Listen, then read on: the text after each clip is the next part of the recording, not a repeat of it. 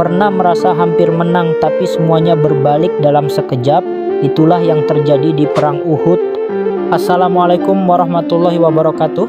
Awalnya pasukan Islam unggul besar, pasukan Quraisy terpukul mundur dan kemenangan tampak di depan mata. Namun di atas bukit para pemanah yang diperintahkan Rasulullah agar tidak meninggalkan posisi mulai tergoda melihat harta rampasan perang. Sebagian turun meninggalkan tempat mereka.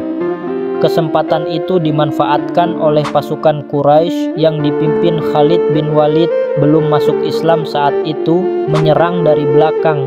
Kekacauan pun terjadi, banyak sahabat gugur, bahkan Nabi Muhammad sempat terluka di wajahnya.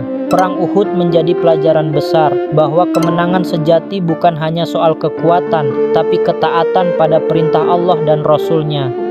Taat di saat mudah itu biasa, tapi taat di saat tergoda itulah bukti iman sejati.